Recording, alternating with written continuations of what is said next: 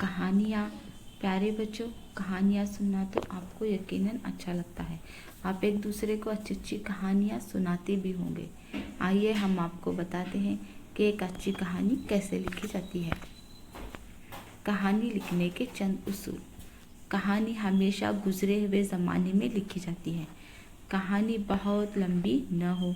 कहानी लिखते वक्त आसान और छोटे छोटे जुमलों का इस्तेमाल कीजिए। आखिर में कहानी का नतीजा ज़रूर लिखिए। नमूने की चंद कहानियाँ।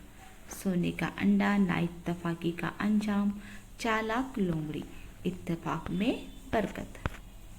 सोने का अंडा। कहते हैं कि एक आदमी के पास एक मुर्गी थी। वो मुर्गी रोजाना सोने का एक अंडा देती थी। एक दिन इस आदमी के दिल में लालच आ गया।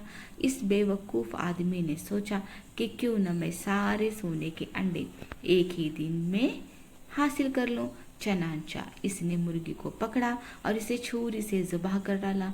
वो एक देखकर सर पकड़ कर बैठ गया कि मुर्गी के पेट में एक भी सोने का अंडा न था।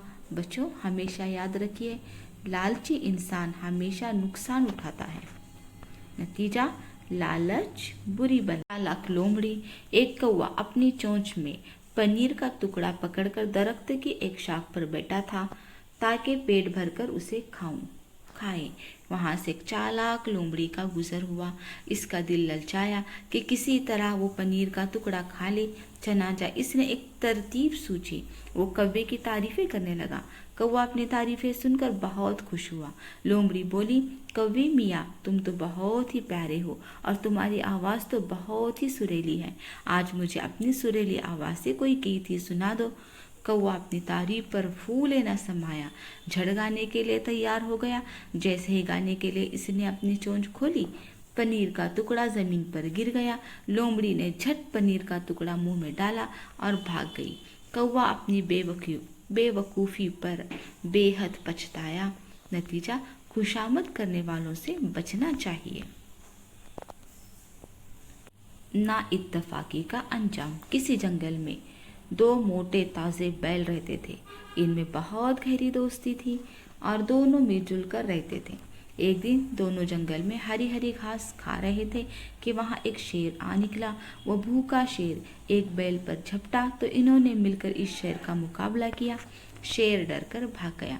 चंद दिनों बाद इन दोनों बैलों में किसी बात पर झगड़ा हो गया। वो दोनों एक दूसरे से अलग रहने लगे। एक दिन फिर शेर उधर आ निकला। वहाँ बैल घास चर रहा था। अकेला बैल देखकर शेर ने उस पर हमला कर दिया और इसे चीर फाड़ कर खा गया। कुछ दिनों बाद इसे दूसरा बैल भी अकेला घास चरता हुआ नजर आया तो वो इसे भी चीर फाड़ कर खा गया।